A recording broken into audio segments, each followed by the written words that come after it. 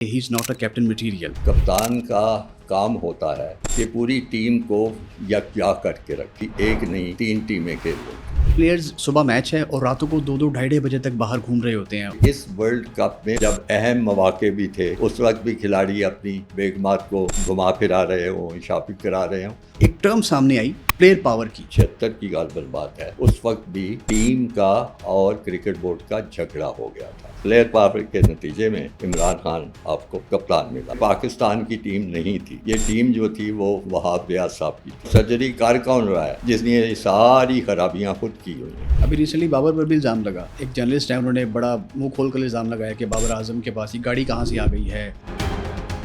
High lights آپ نے دیکھی، یہ سابق چیئرمین پی سی بی خالد نمود صاحب ہیں، اور ان کے گفتگو سے آپ کو اندازہ ہوا ہوگا کہ کتنے دل شکستہ ہیں پاکستان کی ہار کو لے کر، اور جو وجوہات ہو سکتی تھی اس پر ہم نے ان سے گفتگو کی ہے کہ پاکستان کرکٹ بورڈ میں بہتری کیسے آ سکتی ہے، بورڈ پہلے کس طرح چلتا رہا ہے، ایز اے مینیجر ان کا رول کیسا رہا، اور اب مینیجر کس طرح سے کام کرتے ہیں۔ ایک اور بڑی خاص چیز ہم نے ان سے جانی کہ قذافی اسٹیڈیم پنجاب حکومت سے پی سی بی کے انڈر کیسے آیا۔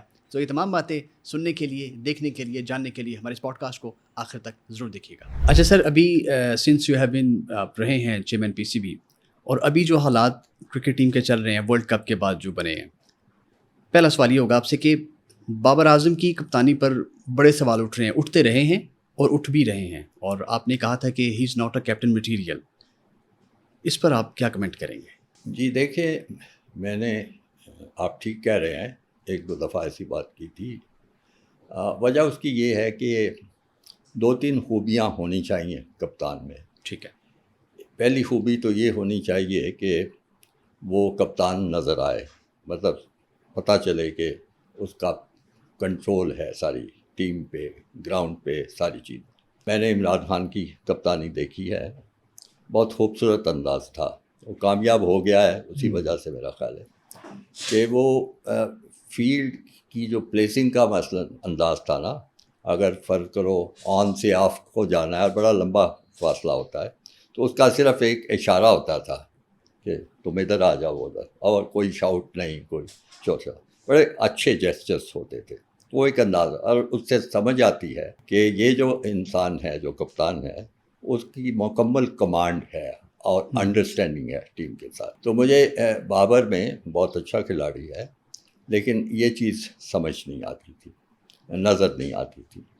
پھر باقی باریکیوں میں جانے والی بات ہے، کپتان کی جو بالنگ چینجز وغیرہ ہوتی ہیں، فیلڈ پلیسنگ ہوتی ہیں، وہ بھی انسان کو متاثر کرتی ہے کہ ہاں دیکھو کیسی اس نے اچھی فیلڈ پلیس کی ہے، یا کیسے موقع پہ بالنگ چینج کی ہے، تو وہ نظر نہیں آتی تھی۔ اکثر و بیشتر ہوتا تھا کہ عام بندہ باہر بیٹھا ہے، وہ سوچ رہا ہوتا کہ کبھی فلانے کو لے آئے نا، لیکن وہ فلانا نہیں آتا تھا، وہ اس کی اپنی مرضی سے کی۔ اوکے، دوسری یہ بات تھی۔ تیسری پھر یہ ہوتی ہے کہ کپتان کا کام ہوتا ہے کہ پوری ٹیم کو یکجا کر کے رکھے، اس میں وہ ٹیم نظر آئے، اس میں اتفاق نظر آئے، اتحاد نظر آئے۔ وہ چیز جو تھی وہ بھی، خاص طور پہ یہ جو T20 ہوا ہے اس میں تو اب ہم لوگ تو موقع پہ موجود نہیں تھے، لیکن جو لوگ موجود تھے ان کا صاف صاف کہنا ہے کہ جی ایک نہیں 3 ٹیمیں کھیل رہی تھی۔ بھائی وہ کیسے 3 ٹیمیں؟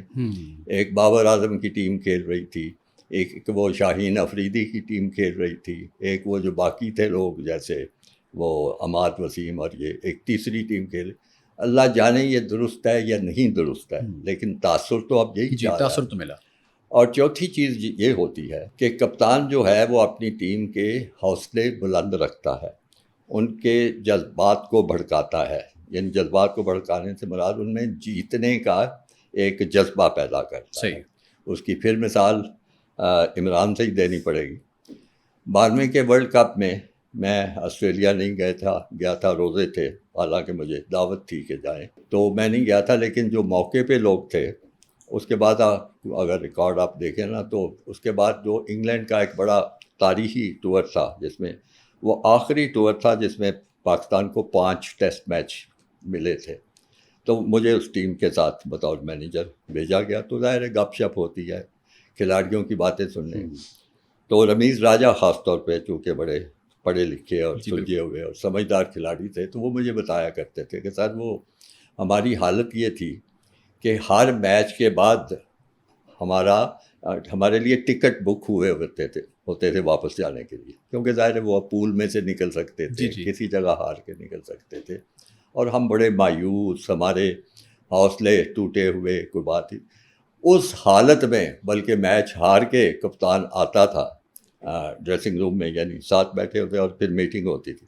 اور وہ کہتا ہے، ہاتھ اٹھا کے کہتا تھا، اوئے میں تمہیں بتا رہا ہوں ہم یہ ورلڈ کپ جیت کے جائیں گے۔ کیا بات ہے، ہر چیز ختم ہو رہی ہے، واپسی کی بکنگ ہو چکی ہوئی ہے، اور وہ کہہ رہا ہوں میں تمہیں بتا رہا ہوں، میری بات مان لو، یہ ورلڈ کپ ہم جیت کے جائیں گے۔ کیا بات۔ اور میں یعنی کھلاڑیوں کا تاثر آپ کو بتا رہا ہوں کہ ہم سمجھتے تھے کہ اتنی عبرتناک شکستیں ہمیں ہو رہی ہیں، شروع میں آپ کو بتایا کہ ہارتے جا رہے تھے، تو اس کا بیچارے کا دماغی طور پہ یہ کوئی اتنا مستحکم نہیں رہ گیا ہے کہ سمجھ رہا ہے کہ ابھی بھی ہم جیت کے، یہ تاثر تھا۔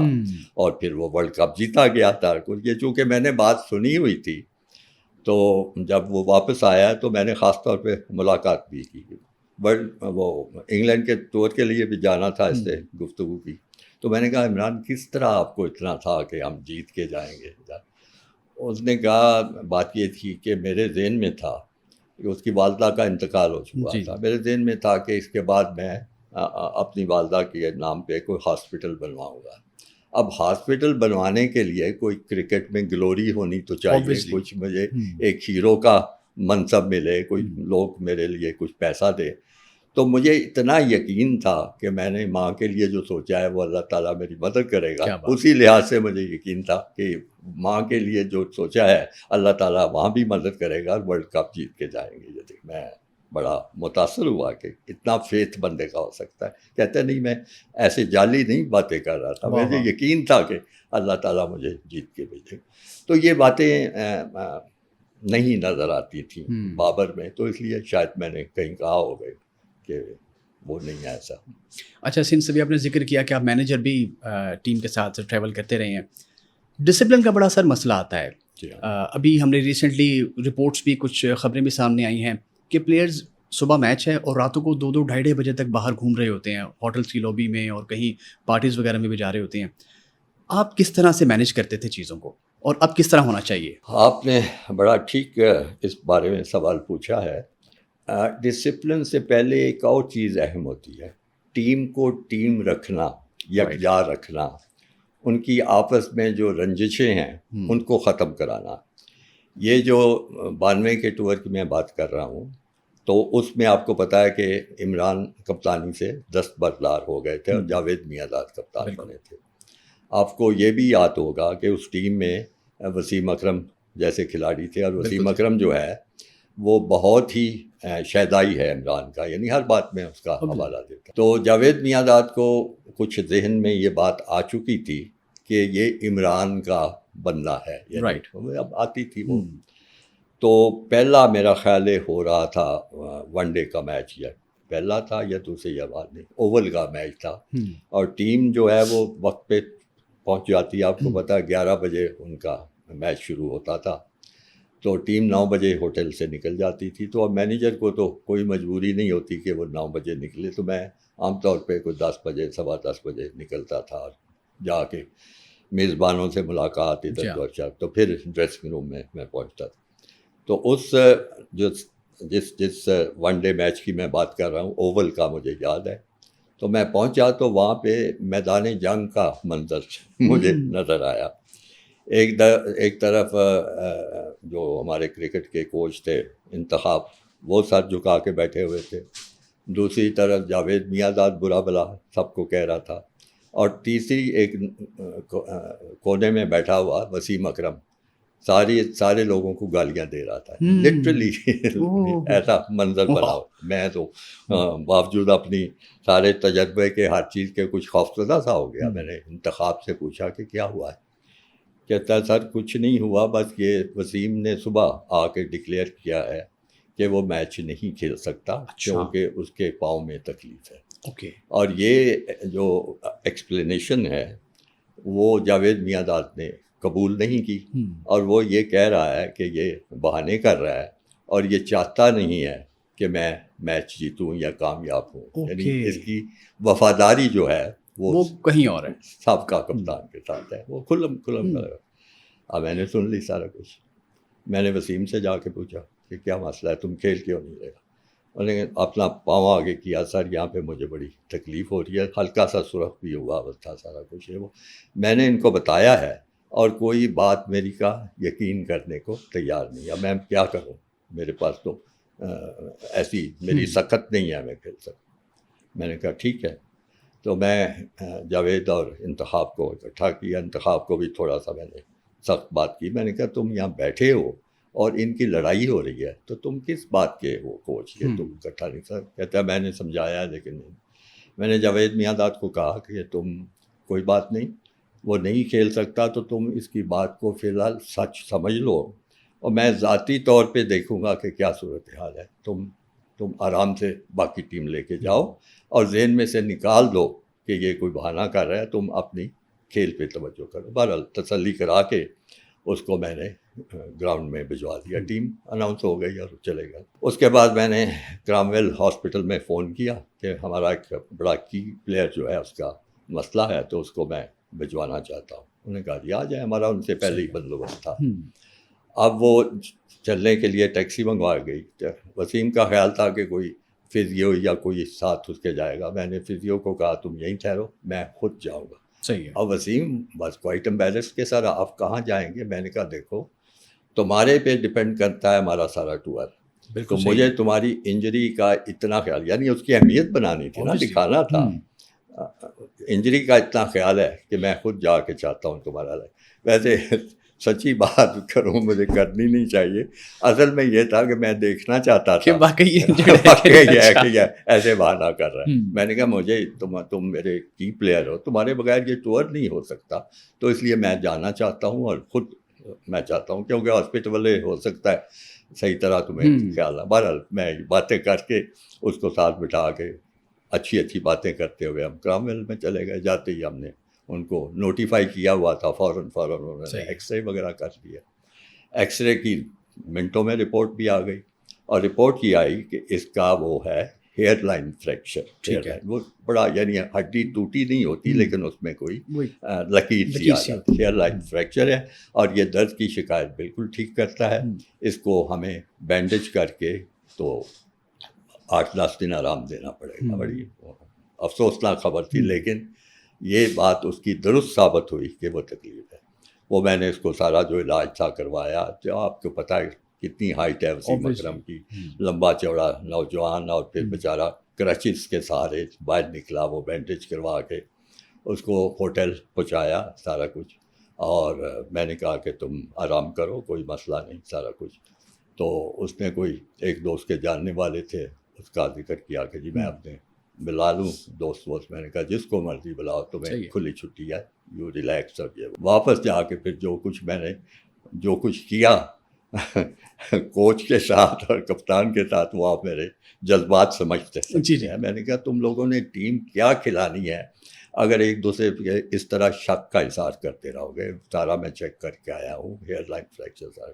وہ ظاہر ہے پھر جب اصلیت سامنے آ گئی تو وہ ان کو بھی شرم آئی. میں نے کہا ویسے کرو, جب میچ ختم ہو جائے تو دونوں جاؤ اس کے پاس, بکیز لے کے جاؤ, اچھی باتیں کرو, معذرت کرو کہ ہمیں سمجھ نہیں آئی, ہم گھبرا گئے تھے میچ کی وجہ سے. اور یہ تو اس ساری کارروائی کے نتیجے میں وہ جو ایک جیسے لکیر بنی تھی ساری ٹیم کے بیچ میں, وہ ساری ختم ہو گئی اور اس دن سے وہ ٹیم جو تھی ایک ہو کے کھلی. تو سب سے پہلے اہم بات یہ ہوتی ہے کہ ٹیم کو ایک کرنا, آپس کے شکوک و شبہات کا ازالہ کرنا. باقی ڈسپلن کی بات ہے, وہ اتنی مشکل بات نہیں ہے کہ آپ نے دیکھ لیا کہ میچ کی صورت حال کیا. میچ کے باقی دنوں میں ایک عمومی سا آپ کرتے ہیں کہ کسی خراب جگہ پہ نہیں جاؤ گے, یہ نہیں کرو گے, وہ کرتے ہیں. لیکن جب میچ اگلے دن ہوتا ہے تو اس میں ٹیم خود فیصلہ کرتی ہے, کپتان کرتا ہے, کوچ کرتا ہے کہ ہاں جی ہم 9 بجے واپس آ جائیں گے یا نہیں باہر جائیں گے. تو وہ میں اس میں زیادہ دخل نہیں دیتا تھا. صرف میں یہ دخل ہوتا تھا کہ جو آپ نے فیصلہ کیا ہے اس پہ آپ نے قائم رہنا ہے. وہ سارے 15-16 پلیئر مل کے ہاں جی اس وقت ہم آئیں گے, تو وہ بڑا آسان ہوتا تھا، کوئی مشکل کام نہیں ہوتا تھا. اگر کسی کو کوئی مجبوری ہوتی تو وہ یا کپتان کی اجازت لیتا تھا یا پرمیشن کے ساتھ کوچ کی. کر سکتے تھے. کوئی مسئلہ نہیں پیش آتا تھا. اچھا پھر ایک اور چیز سر ہوتی ہے کہ فیملیز کا ٹور ہو جاتا ہے جب بھی آپ کہیں فورن ٹور پہ جاتے ہیں.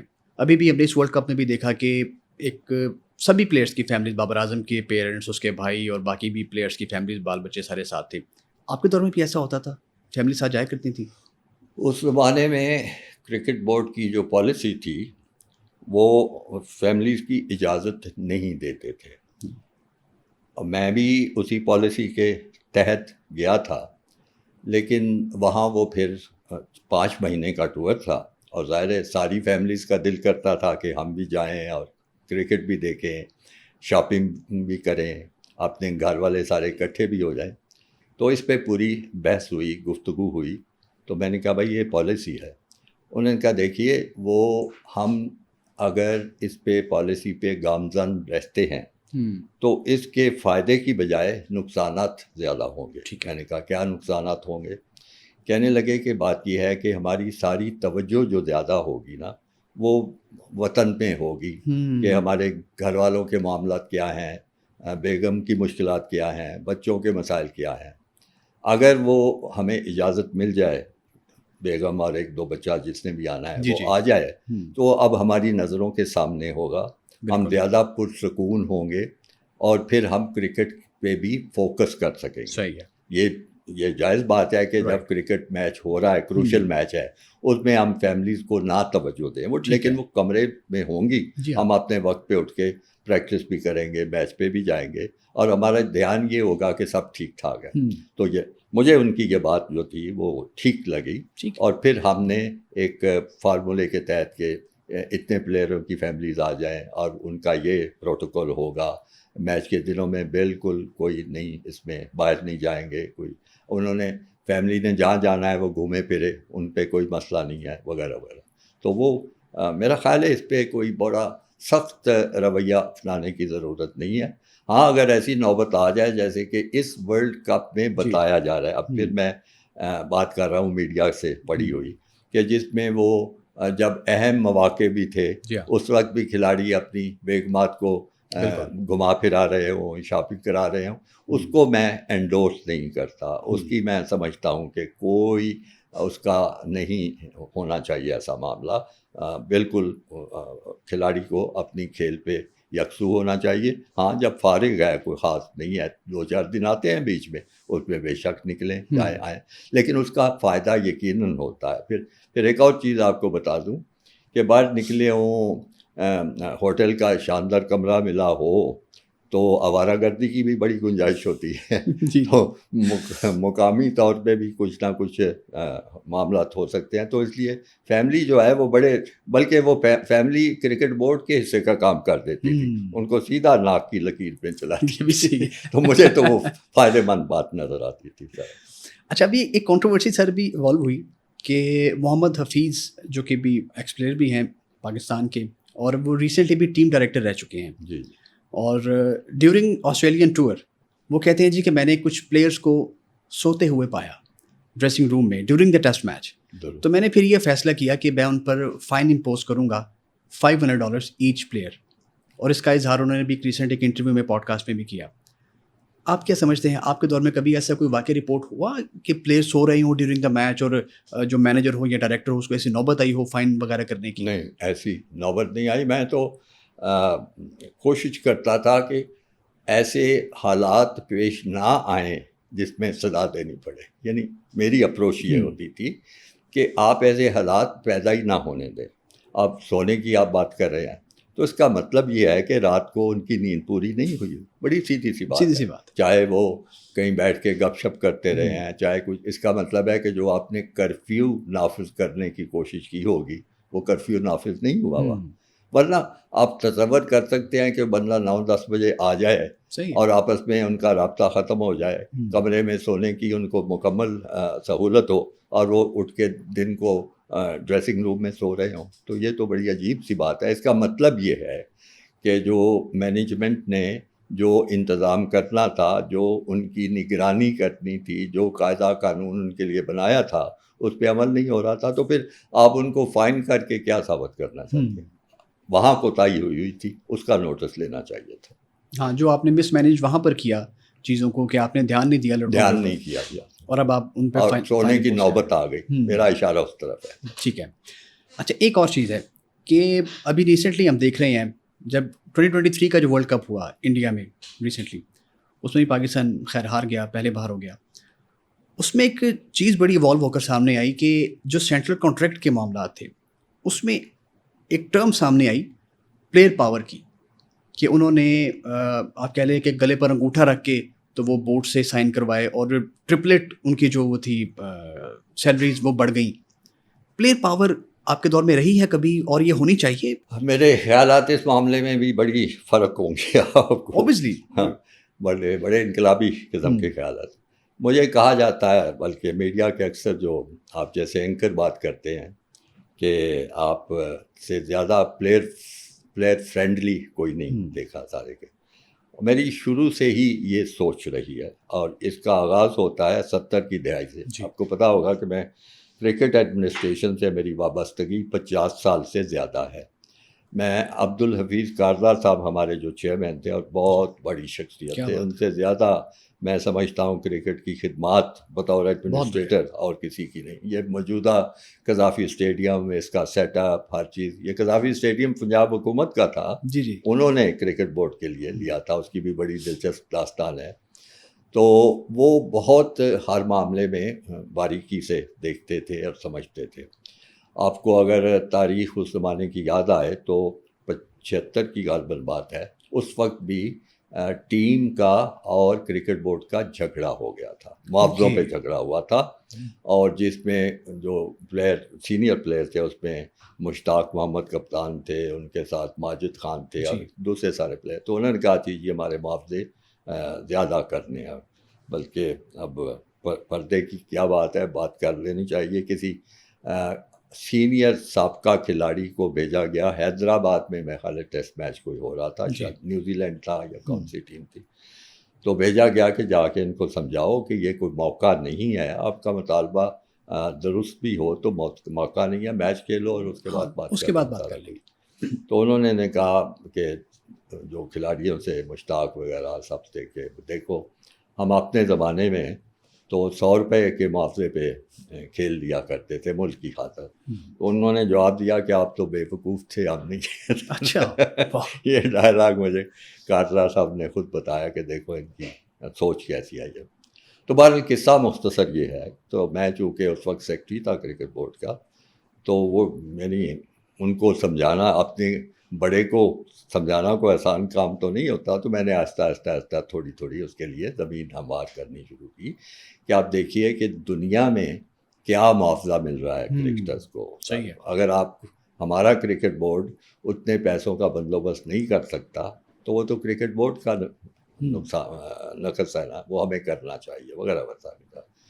تو خلاصہ اس گفتگو کا یہ ہے کہ اس کے نتیجے میں ان کو ایشورنس دی گئی اس میچ سے پہلے، اور اس طرح ان کے معاوضے جو بڑھائے گئے. تو میری یہ سوچ ہمیشہ ہوتی تھی کہ کرکٹ بورڈ کو جو بھی آمدنی ہوتی ہے وہ کھلاڑیوں کی محنت کا نتیجہ ہے، کوئی اور کس کا کوئی دخل نہیں ہے. ٹھیک ہے، کچھ مارکیٹنگ والوں کا بھی ہوتا ہے، کوئی اسپانسرز کا بھی کردار ہوتا ہے، لیکن بنیادی طور پہ اگر کھلاڑی اچھے ہیں، وہ اچھے میچ کھیل رہے ہیں، وہ فتح دلا رہے ہیں ملک کو، تو پھر آپ کو پیسہ ملے گا.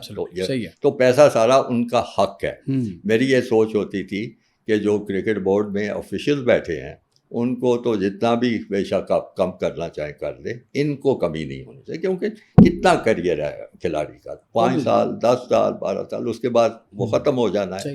تو آپ اگر اس کو نہیں تسلی بخش طریقے سے معاوضے دیں گے تو یہ میری سوچ اور اپروچ تھی جو ہمیشہ رہی. آپ پوچھ رہے ہیں کہ میرے زمانے میں پلیئر پاور ہر وقت رہی ہے، کوئی ایسا زمانہ نہیں جس میں نہ رہی ہو. یہ میں نے ایک آپ کو مثال دی ہے، 76 کے زمانے کی پلیئر پاور تھی جس کی وجہ سے اس کے معاوضے ان کے بڑھے. پھر دوسری بڑی مثال پلیئر پاور کی ہے جو ایئر مارشل نور خان کے زمانے میں پیش آئی، غالباً 80 تھا. ایئر مارشل نور خان نئے آئے, کرکٹ سے وہ زیادہ نہیں جانتے تھے لیکن ایڈمنسٹریٹر کمال کے تھے, ہاکی بڑی اچھی چلائی انہوں نے, اسکواش بڑی اچھی چلائی.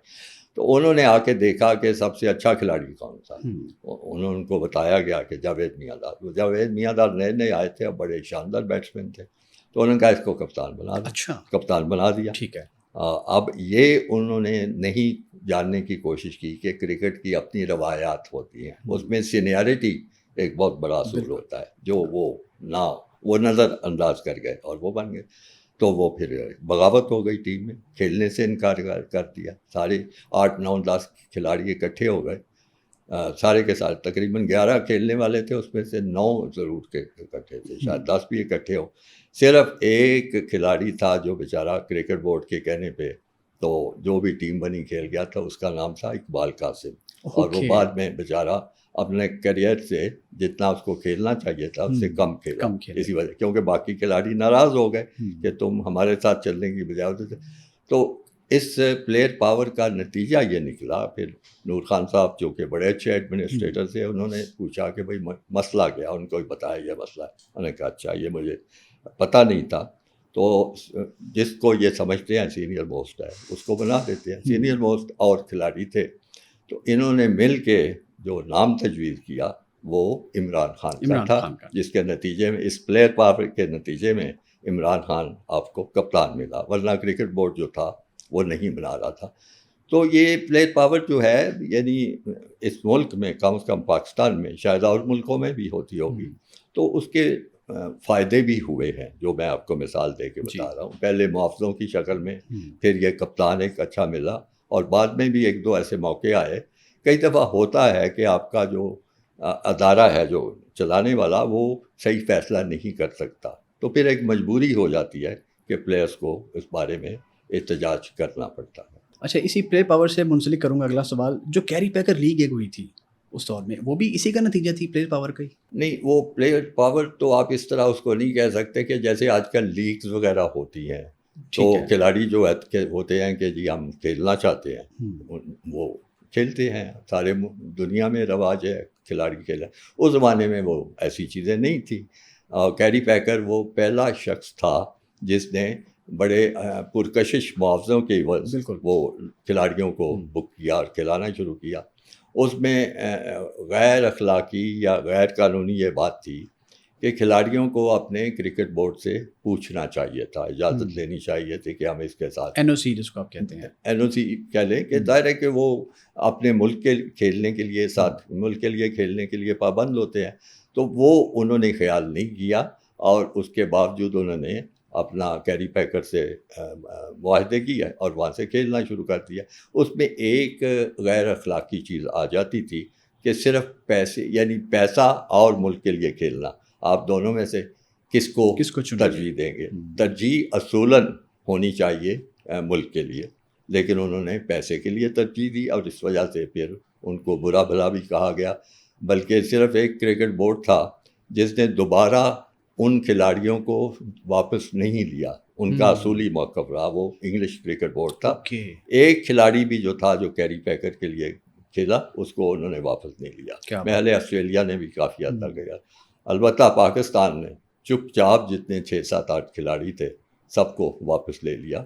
تو اس میں تھوڑا بہت کمپرومائز ہو گیا تھا. لیکن ہونا یہ چاہیے تھا کہ کرکٹ بورڈ خود بندوبست کرتا کہ ہم آپ کے لیے معاوضے اتنے کریں گے. اگر کیری پیکر دے سکتا ہے تو ہم بھی دے سکتے ہیں, لیکن اس کے لیے محنت کرنی پڑتی, اچھے اسپانسر ڈھونڈنے پڑتے, اچھی مارکیٹنگ کرنی پڑتی, اچھے فکسچرز لانے پڑتے.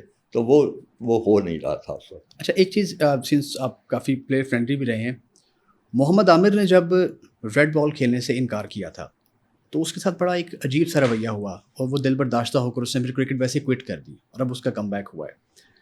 آپ کیا سمجھتے ہیں کہ بورڈ کسی کو فورس کر سکتا ہے اس طرح؟ اور ایک اور چیز, سیم کیس ہوا حارث رؤف کے ساتھ بھی.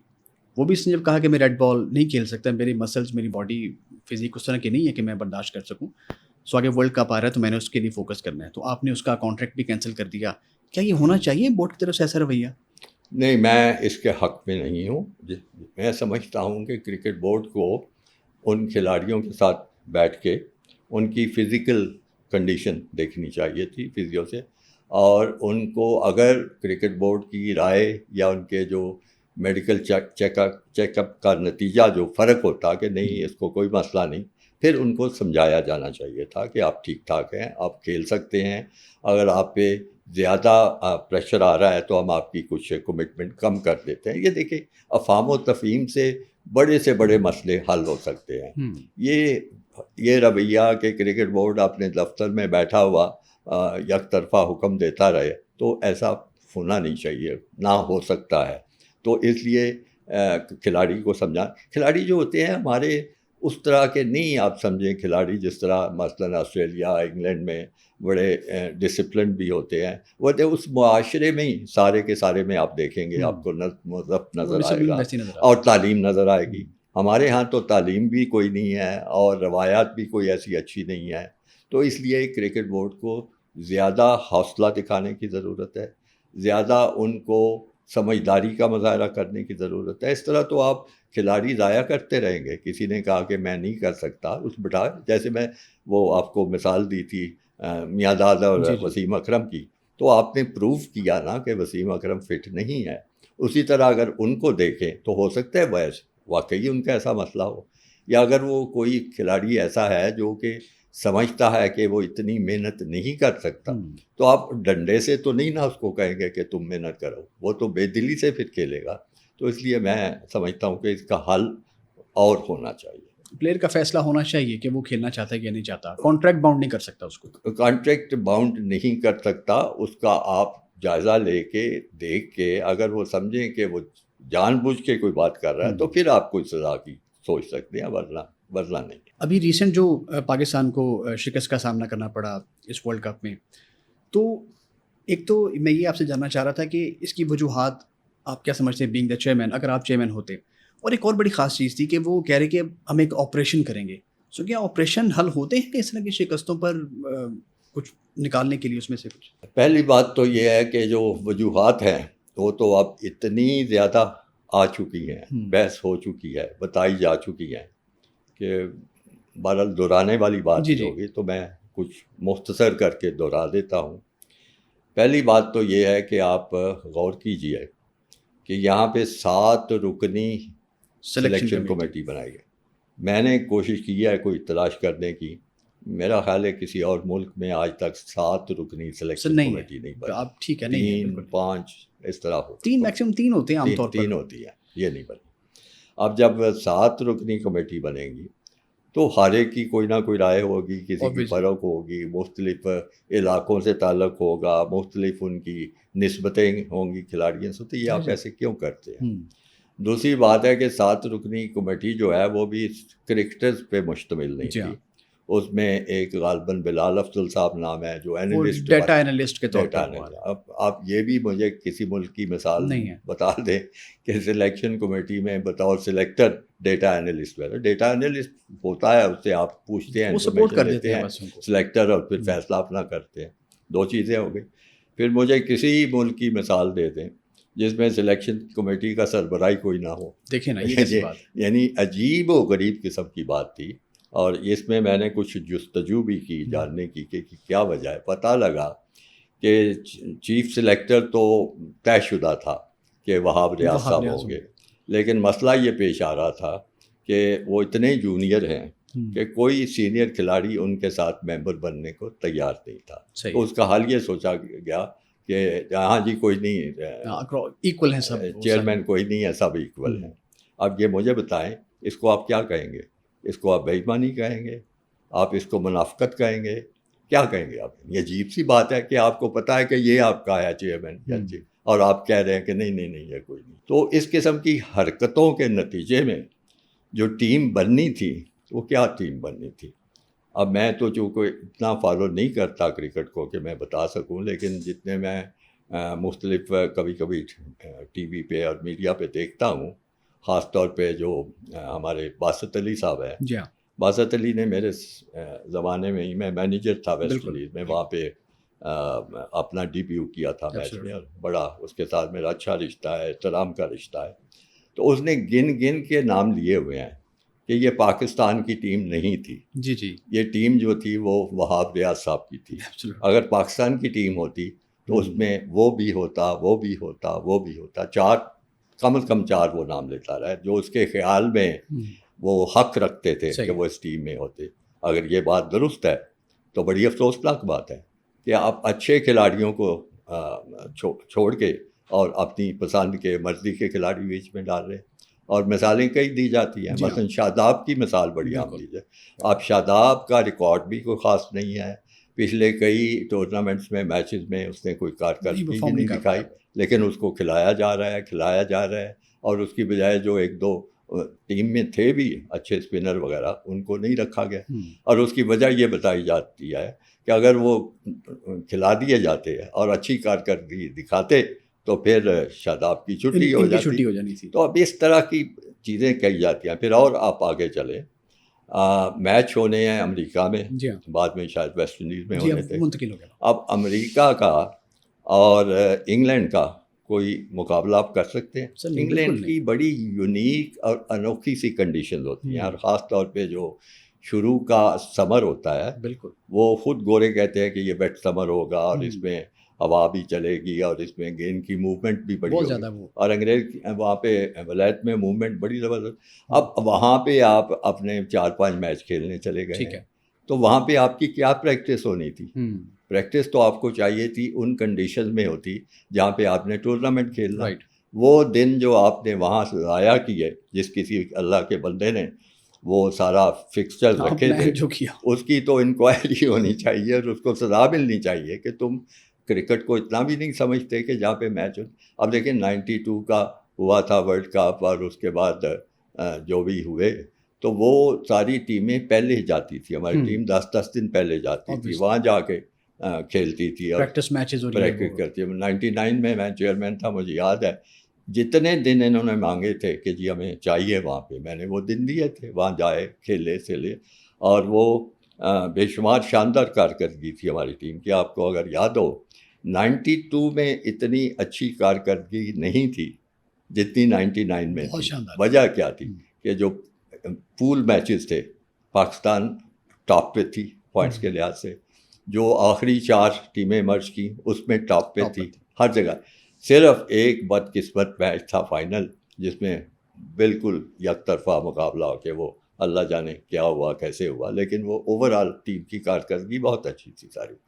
تو یہ ساری جس نے بندوبست نہیں کیا اور ان کو انگلینڈ میں کھلا کے پھر وہاں لا رہے ہیں کہ جی اب کھیلو، تو انہوں نے کیا کھیلنا تھا سارے.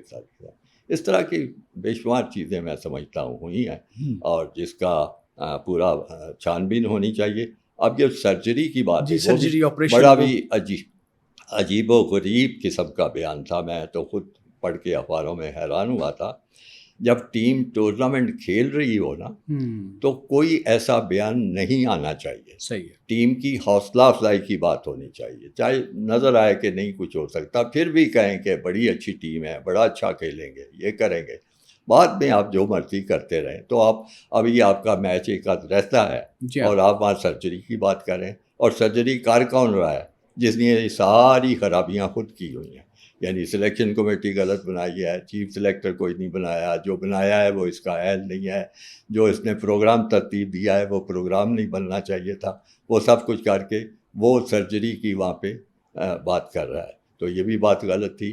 تو اور پھر دیکھیں مجھے وہ بھی بڑی حیرانی ہوئی. آپ وجوہات پوچھ رہے ہیں تو وجوہات تو ختم ہونے کو آئیں گی نہیں. جب بھی کوئی بڑا ٹورنامنٹ ہوتا ہے اس طرح کا ہوتا ہے تو موٹیویٹ آپ کیسے کھلاڑیوں کو کرتے ہیں؟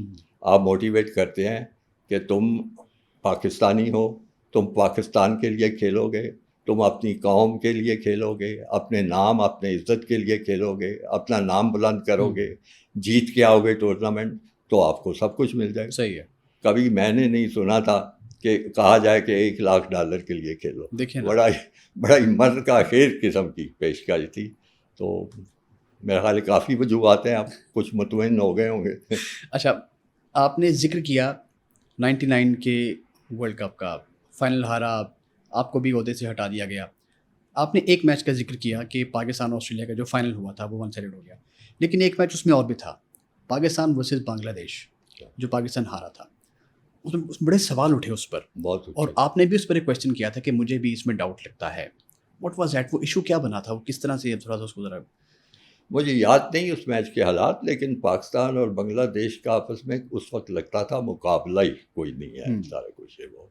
اور وہ میچ میں ابھی بھی سمجھتا ہوں کہ وہ ہارنا نہیں چاہیے تھا. اب اللہ جانے ان کی غفلت سے ہارے، ان کی عدم دلچسپی کی وجہ سے ہارے. بلکہ مجھے تو یہاں پہ سے فون یہ بھی کہا گیا کہ کہیں بنگلہ دیش کو وہ آئی سی سی کی ممبرشپ دلوانے کے لیے ٹیسٹ اسٹیٹس دلوانے کے لیے. میں نے کہا بھائی میری طرف سے تو ایسی ہدایت کوئی نہیں تھی، تو جس طرح بھی ہارے.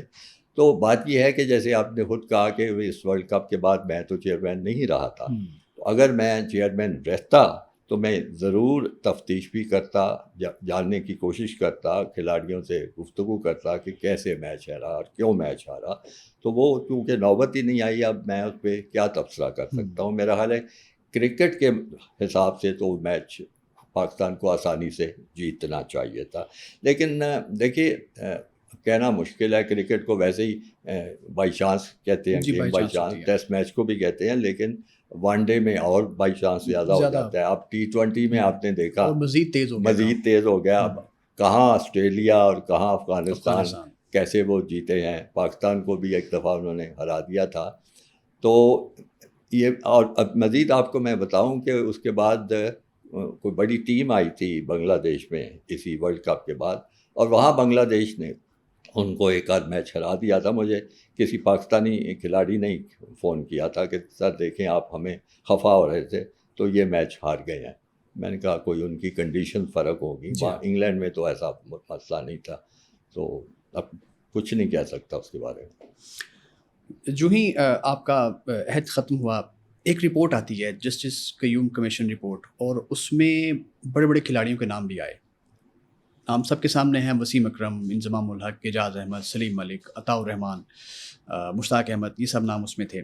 اس رپورٹ پر آپ سے میں تبصرہ چاہوں گا. اور ایک اور چیز اس میں یہ تھی کہ وسیم اکرم کپتان نہیں بن سکتے کبھی، تو پھر وہ کس طرح سے کپتان بنے. اور ایک اور چیز سوال کنیکٹ کر لیتے ہیں وسیم اکرم سے ریلیٹڈ، کہ ان کا کریئر بچانے میں میں سمجھتا ہوں کہ آپ کا بہت بڑا کردار رہا ہے. وسیم اکرم، انضمام الحق اور بہت سارے پلیئر جن کے رپورٹس میں نام تھے. تھوڑا سا آپ کو ریکارڈ کو ٹھیک کرنا پڑے گا. ٹھیک ہے. کہ یہ رپورٹ آئی تھی وہ ورلڈ کپ کے بعد. جی ورلڈ کپ کے بعد 2000. ٹھیک ہے نا جی. اس میں جو ان کی سفارش تھی اس میں یہ تھا، کچھ 4-5 کھلاڑیوں کے نام تھے کہ ان کو اہم ذمہ داریوں سے علیحدہ رکھا جائے. اس میں ظاہر کپتان کی بھی ذمہ داری آتی ہے. تو اس کے بعد جو ہوا میں اس کا کوئی جواب نہیں دے سکتا کہ نہ میں جواب دے ہوں. باقی یہ جو انکوائری ہوئی تھی، یہ آپ نے شاید ریکارڈ نہیں دیکھا. یہ انکوائری کروائی ہی میں نے تھی.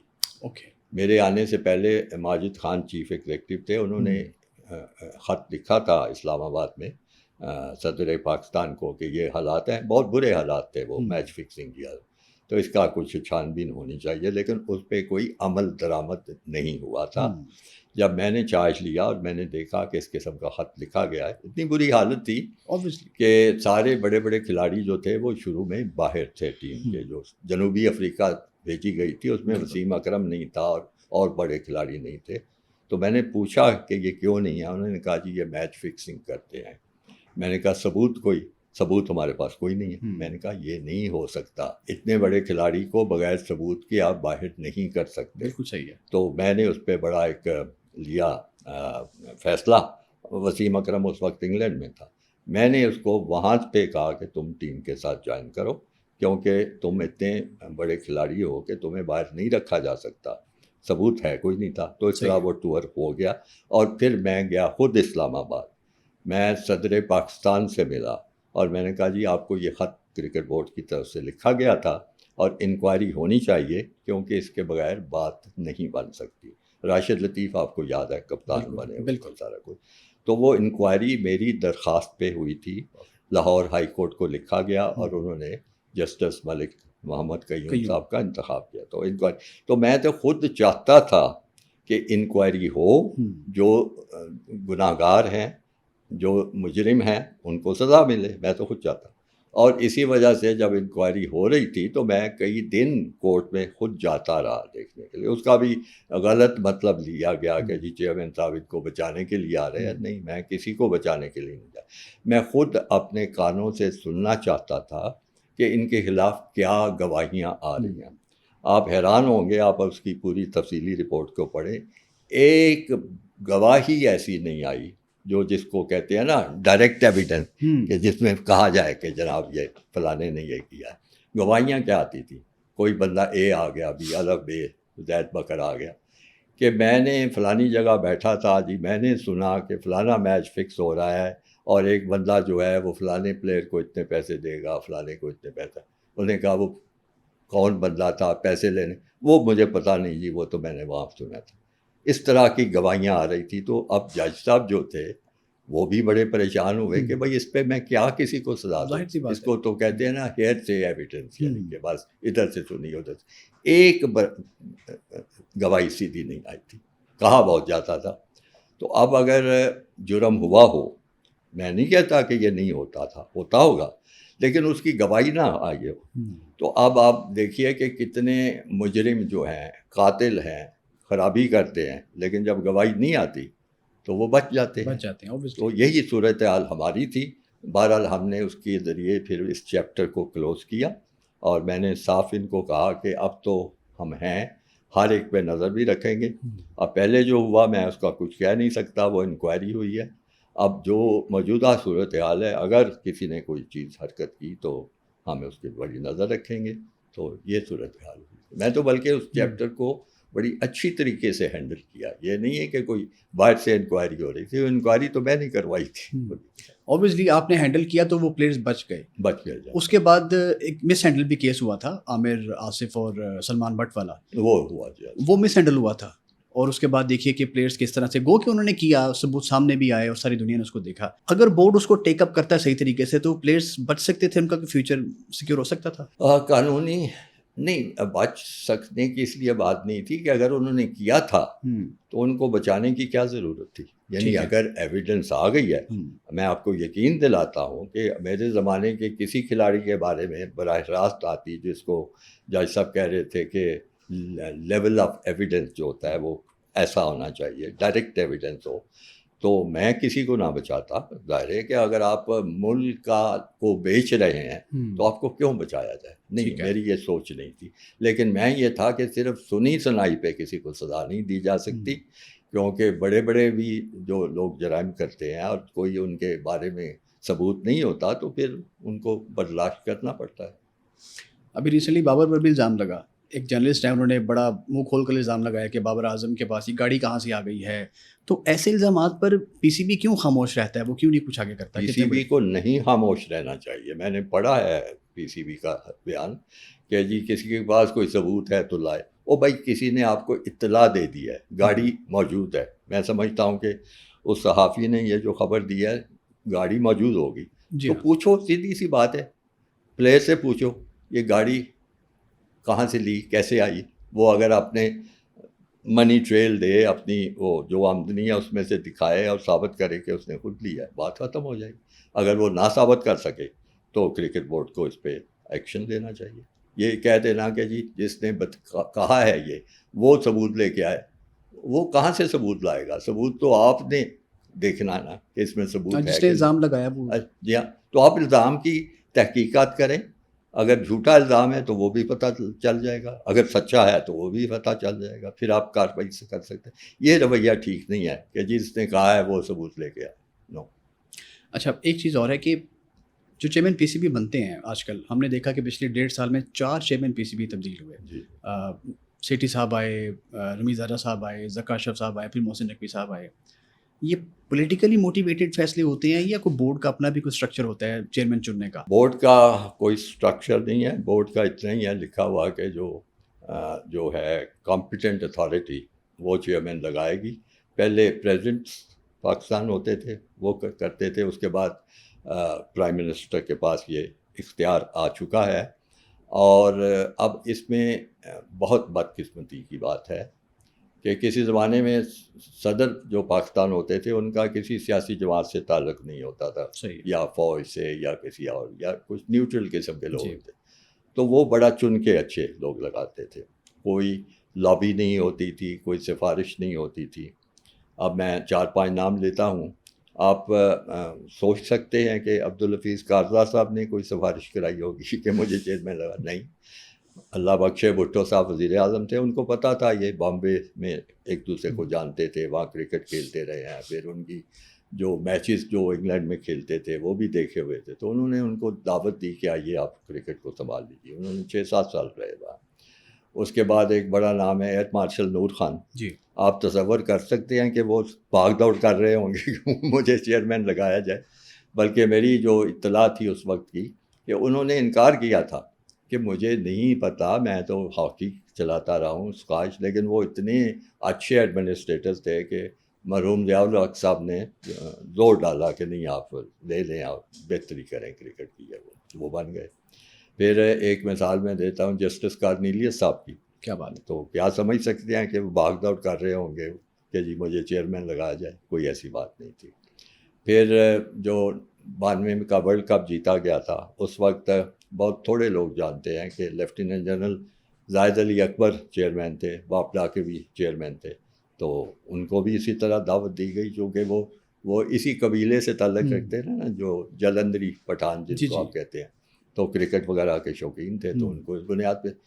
تو میں یہ کہہ رہا ہوں کہ اس وقت میں رواج نہیں ہوتا تھا کہ لوگ خود بھاگے گئے کسی عہدے کے. یہ جو آپ نے 4 مثالیں دی ہیں جو لوگ چیئرمین بنے ہیں، یہ انتہائی بدقسمت دور ہے پاکستان کرکٹ کا، کہ جس میں جیسے ہوتا ہے نا کہ منہ کو لو لگ جانے والی بات ہے، کہ لوگوں کو سمجھ آئی ہے کہ کرکٹ بورڈ ایک ایسا ادارہ ہے جس میں بہت گلیمر ہے. آپ نہ صرف قومی سطح پر بلکہ بین الاقوامی سطح پر آپ کی تشہیر ہوتی ہے، نام پتہ ہوتا ہے. پھر وسائل اتنے زیادہ ہیں کرکٹ بورڈ کے ساتھ پاس کہ آپ جو چاہیں جیسے چاہیں کر سکتے ہیں. اور جیسے کہ موجودہ چیئرمین اب کر رہے ہیں، کوئی چیز توڑوا رہے ہیں، کوئی بنوا رہے ہیں، رینوویشن چل رہی ہے سر. یہ ساری باتیں دیکھنے پر پبلسٹی بڑی ملتی ہے. مطلب میرا خیال ہے کسی سیاستدان کو اتنی نہیں ملتی جتنی کرکٹ بورڈ کے چیئرمین. تو یہ اب آشکار چونکہ لوگوں پہ ہو چکی ہے، اور پھر چونکہ وزیر اعظم کے پاس اختیار ہے، تو بہت بدقسمتی ہو چکی ہے کہ جیسے ہی دور بدلتا ہے، اس سیاسی جماعت کے ساتھ جو وابستہ صاحب ہوتے ہیں وہ بھاگ کھڑے ہوتے ہیں فوراً کہ جی چیئرمین بننے کے لیے. چاہے پیپلز پارٹی ہو تو ایک صاحب آ جاتے ہیں، جب مسلم لیگ دوسری کا نون کا وقت آتا ہے تو اس سے وابستہ صاحب بھاگ کھڑے ہوتے ہیں، جب کوئی اور ہوتا ہے. تو یہ ایک نیا رواج ہے، یہ رواج نہیں آنا چاہیے تھا. یہ کرکٹ بورڈ کے لیے بہت خطرناک، بہت نقصان دہ رواج ہے، لیکن ہو چکا ہے. اب پتہ نہیں آگے کیا ہوتا ہے. ایسے نہیں ہونا چاہیے. آپ اس وقت فرض کر لیتے ہیں کرکٹ چیئرمین ہیں کرکٹ بورڈ کے، موجودہ حالات میں بہتری کے لیے آپ کیا کرتے؟ فارمولا کیا ہوتا آپ کے پاس؟ دیکھیے، وہ میں سرجری والا بیان تو پہلے ہی بتا چکا ہوں، نہیں ہونا چاہیے. سرجری والی میں کوئی خاص بات بھی نہیں دیکھتا. میں تو بلکہ اس زمانے میں اگر میری گفتگو آپ نے سنی ہو تو میں کہتا تھا یہی ٹیم کسی اچھی مینجمنٹ کے پاس ہوتی نا، وہ ان کو بہتر کھلا سکتا تھا. ابھی بھی میں سمجھتا ہوں بڑے 4 آپ کے دیکھیں کتنے اچھے بالر ہیں. وہ جو ہے شاہین ہے، نسیم ہے، شاہین ہے، وہ عامر ہے، حارث ہے. عامر ہے، حارث ہے، اور چوتھا بھی ایک ہے، شاہین، عامر، نسیم اور حارث. نسیم شاہ. نسیم کا نام یاد نہیں آتا. تو 4 بالر، ایسا 4 بالر کہیں آپ کو کسی اور ٹیم میں بہت تگڑا اٹیک ہے، کوئی نظر نہیں آتے. اس میں آپ ایک صرف اچھا کام کا اسپنر آل راؤنڈر ڈال دیں، وہ شاداب پہ نہ آپ فکس رہیں، وہ کر لے گا. پھر اوپر کا جو بیٹنگ آرڈر ہے اس کو آپ دیکھیں کہ آپ کا وہ آرڈر ہونا چاہیے، بدلنا چاہیے. ہارڈ ہٹنگ آپ کو پلیئر لانے چاہیے. آپ نے کل دیکھا ہے انڈیا کیسے کیا ہے، بہت خوبصورت کھیلا. تو ان کو آپ نے پریکٹس بھی کروانی تھی، ان کا جو کنڈیشننگ ایسے کرنی تھی. اگر کوئی پلیئر اس طرح نہیں کھیل سکتا تو اس کو آپ ضروری نہیں ٹیم کا حصہ بنائیں، آپ اس کو ریسٹ کروا سکتے. تو بڑی چیزیں ہو سکتی تھیں، لیکن وہ نہیں ہو. پہلی بات تو یہ ہے کہ یہی ٹیم اچھی بن ہے. 2-3 تبدیلیوں کی ضرورت ہے، کر لیں وہ کر لیں. پھر اس کے بعد اس کی جو فزیکل فٹنس ہے، وہ جو وہاں کاکول میں گئے ہیں اور جس طرح پتھر اڑا رہے، دیکھیے یہ ان لوگوں کو پتہ نہیں. بہرحال وہ جہاں گئے تھے وہ صوبے دار اور اس طرح کے لوگ ٹریننگ کریں، ان کو بیچاروں کو تو کرکٹ کا نہیں پتہ. اوبیسلی. اور یہ اس میں بڑی اہم چیز ہوتی ہے کہ اگر کوئی بالر ہے تو اس کے اور مسلس کو آپ نے مضبوط کرنا ہے. اگر کوئی بیٹسمین ہے تو اس کے اور مسلس کو مضبوط کرنا ہے. وہی ایکسرسائزز کروانی ہے. اگر آپ ان کو بھیج دیں اس جگہ پہ تو کیا ایکسرسائز ان کی ہوگی، اور کچھ بھی نہیں ہوئی ساری کی ساری. وہاں پہ خرابی ہوئی ہے.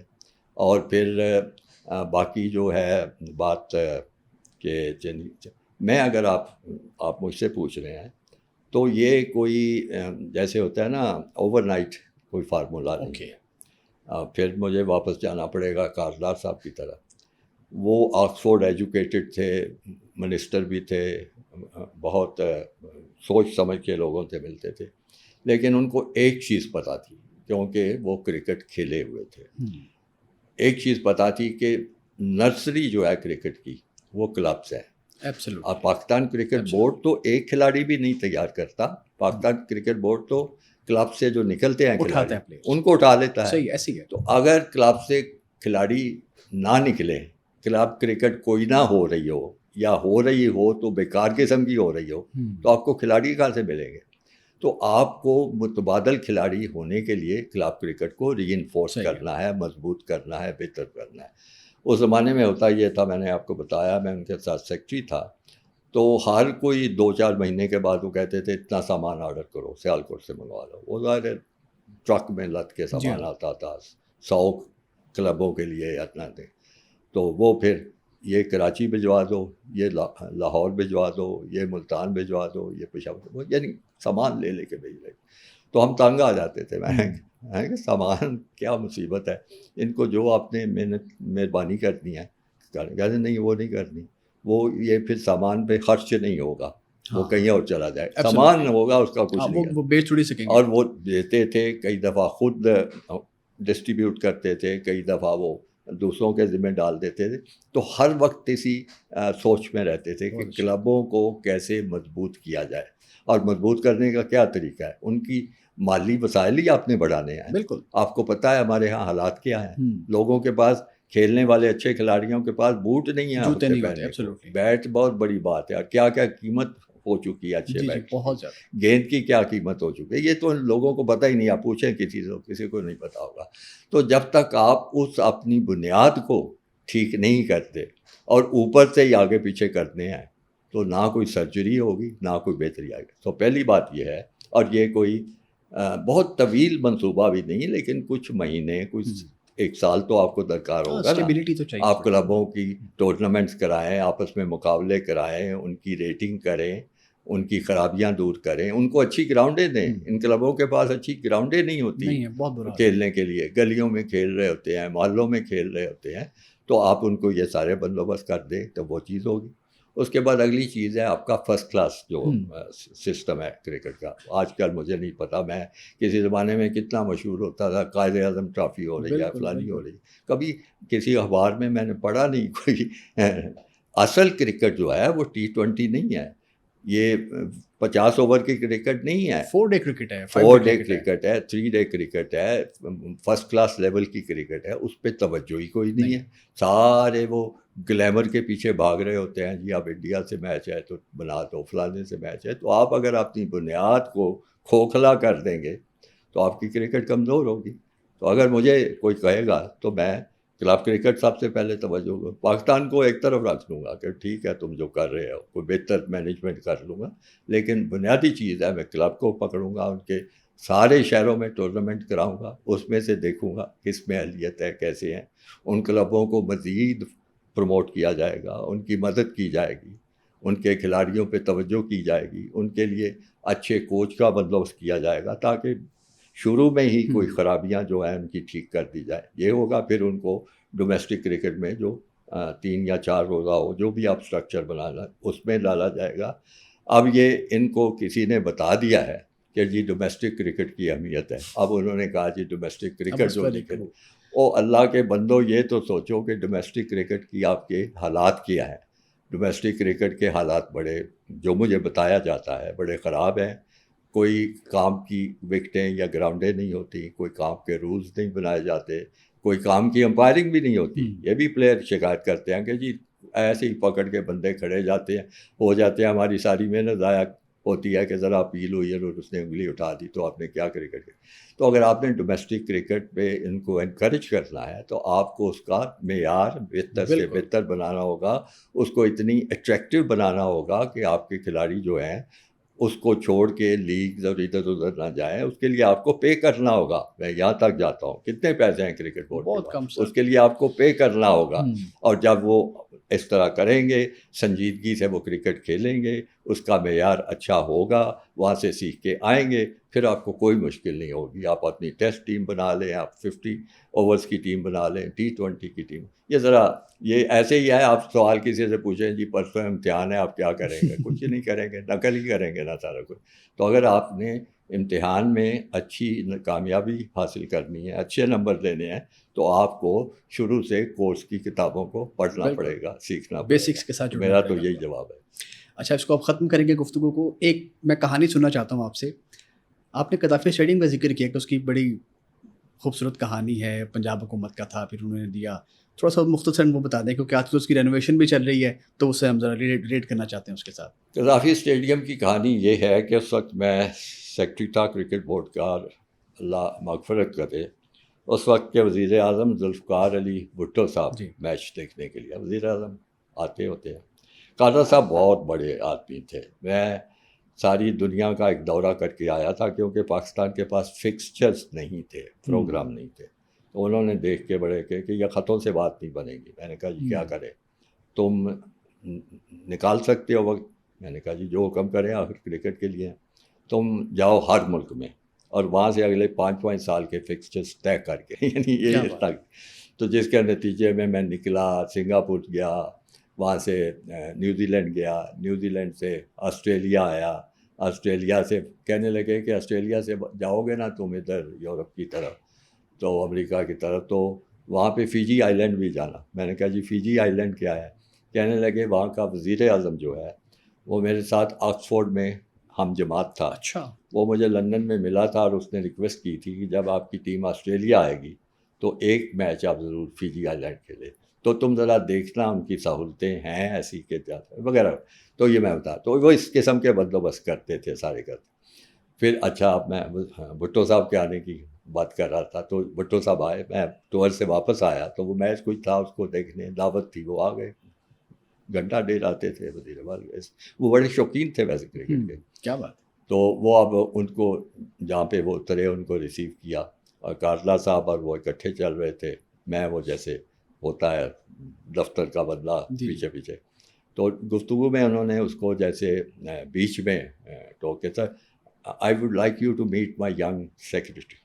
ینگ سیکرٹری پیچھے تھا, تو انہوں نے کہا چاہیے sir he has been abroad, he has toured so many countries and he has arranged fixtures for the Pakistan team for the next 5 years. اب وہ سین پہ لانا چاہ رہے تھے نا کہ یہ بالکل نگلیکٹ نہ ہوتا رہے. تو بھٹو صاحب کو کیا دلچسپی ہوگی ینگ سیکرٹری میں, انہوں نے پیچھے مڑ کے ساتھ سگار پی رہے تھے, ویل ڈن ینگ مین. اور اس کے بعد کسی اور طرف چل, ایک دفعہ پھر آگے جا کے انہوں نے اسی طرح کسی بہانے مجھے تھی, میں صرف ان کی بڑے پن کی عظمت کی بات آپ کو بتا رہا ہوں. تو اب وہ میچ دیکھنے لگ پڑے. قذافی اسٹیڈیم میں بیٹھے تھے, وہ سامنے جو کرکٹ بورڈ کے سامنے انکلوئرز ہیں ان میں وہ بیٹھے ہوئے تھے سارا.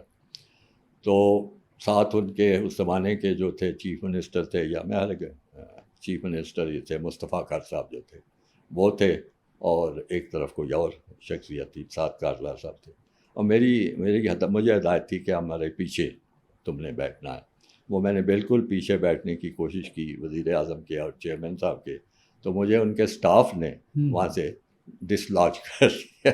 ان کا ملٹری سیکرٹری, ان کا اے ڈی سی, ان کا دوسرا سیکرٹری, انہوں نے کہا بھائی صاحب یہ سیٹیں ہمارے لیے ہیں, اگر پرائم منسٹر نے پیچھے مڑ کے دیکھ لیا اور ہم نہ ہوئے تو ہماری سے چھٹی ہو جائے گی, تو آپ چوتھی سیٹ پہ, یعنی میں تھوڑا سا مجھے وہ تصویر ابھی تک میرے پاس ہے.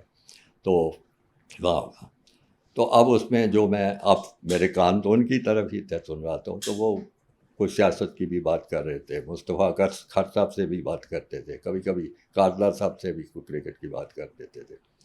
تو ایک دم وہ دیکھتے دیکھتے وہ جو شیڈز اوپر ہوتے ہیں نا قذافی اسٹیڈیم پہ, ایک شیڈ پہ دیکھا تو بہت काई जो बारिश के हो जाती ना, वो हरा हरा हरा हरा, वो सारी काई लगी हुई थी सारे को। तो देख के थे, Hafeez do you see that? उन्होंने कहा हाँ, वो देखा है क्या गन? तो उन्होंने कहा जी, दिस लुक्स वेरी ऑड और ये, why don't you get it cleaned? उन्होंने कहा sir, this is not my stadium, this is not my property, this belongs to the government of Punjab. वो सारा कुछ उन्होंने बात आई गई हो गई सारा कुछ। अब इसी तरह देखते देखते उन्होंने बाईं तरफ दूसरी तरफ देखा, वहाँ भी और ख़राब मंजर था। मंजर ख़राब ये था, किसी ने सफाई करने वाले ने जितना सफाई का इंतज़ाम था ना, वो डब्बे शब्बे, कोई गंदी बोरी सारी वो सारी रखी हो, वो उनको बड़ी चुभी चुभी। Hafeez just have a look over there what's up? उन्होंने कहा it's very odd, why don't you do something about it? उन्होंने कहा sir, I have explain to you, this is not my property, I'm just a tenant here for the purpose of this match, so I can't do something. This is not your property. उन्होंने कहा नहीं sir, whose property is this? उन्होंने कहा जी government of Punjab, Mustafa का। Is this your property? उसने कहा जी हाँ। Hafeez you take over and you give it to him. वो जरूर कमर आज को दे दो था। बस इतना डायलॉग हुआ, वो ख़त्म हो गया, घंटा या जो बैठे थे चले गए। जैसे ही मैच ख़त्म हुआ, मुझे हुक्म हुआ कि फ़ौरन हुकूमत पंजाब को ख़त लिखो कि वज़ीर आज़म ने यह हदायत दी थी, तो हमें स्टेडियम हैंड ओवर कर दिया। मैंने ख़त लिखा, वो ज़ाहिर घंटे दो में ख़त पहुंच गया। अगले दिन किसी सीनियर अफसर का मेरे चीफ सेक्रेटरी ऑफिस से या कहाँ से टेलीफोन आया, तो ख़त तो चीफ मिनिस्टर को था ना लिखा गया, तो ख़त आया। ज़ाहिर सीनियर था, मैं तो उस वक्त उम्र में 75-76 में मेरी क्या होगी। उसने कहा are you out of your mind? मैंने कहा क्या हुआ है, ये क्या ख़त लिख दिया है कि जी स्टेडियम हमें दे दे? तुम्हें पता नहीं है हुकूमत पंजाब का है? मैंने कहा पता है जी, लेकिन वो हुक्म हुआ हुआ है। अरे चलो हुक्म शुक्म हुआ हुआ है, ऐसे ख़त मत लिखो। मैंने कहा जी नहीं लिखेंगे। वो मैंने जाके काटला साहब को रिपोर्ट कर दी जी, वो तो कोई हुक्म मानने के मूड में नहीं है। उन्होंने कहा अच्छा। उस पर उन्होंने फिर खुद एक ख़त लिखा, वज़ीर आज़म को एड्रेस किया कि sir you came here, you saw the match and you directed the Punjab government कि वो स्टेडियम क्रिकेट बोर्ड को दे दे। मैंने उनको लिखा है और वो उन्होंने ये जवाब दिया है, साइंड अब्दुल हफीज़ कारला। वो ख़त तकरीबन तीसरे दिन वापस उसकी कापी आई। असल जो ख़त था वो पंजाब गवर्नमेंट को गया, सही। उस पर कोई नोटिफिकेशन कोई चीज़ नहीं थी। जिस जगह लिखा था कि आपकी बात नहीं उन्होंने मानी, उस पर सुरख पेंसिल से, मैंने वो असल ख़त देखा, सुरख कलम से लिखा हुआ था, आई, सिर्फ 6-7 लफ्ज़, I do not like defiance, full stop, my orders must be carried out immediately, Zulfikar Ali Bhutto. उसके बाद तो हालत ये थी, हम आगे आगे थे और पंजाब गवर्नमेंट पीछे पीछे थी, टेक ओवर करो टेक ओवर करो। मैंने कहा जी आप तो कहते थे नहीं देना, और फजूल बातें ना करो, अब फटाफट टेक ओवर करो। वो रिपोर्ट करनी थी उन्होंने कि जी हमने दे दिया। इस तरह स्टेडियम जो था वो क्रिकेट बोर्ड को मिला था। सर वंडरफुल सर, बहुत अच्छा लगा आपसे बात करके, आपने हमें वक्त दिया, आपका बहुत बहुत शुक्रिया सर। बहुत मेहरबानी। आपने खालिद नमूद साहब की बातें सुनी, उम्मीद करते हैं आपको उनकी बातें अच्छी लगी होंगी। इसके बारे में हमें आप कमेंट्स में ज़रूर बताइएगा।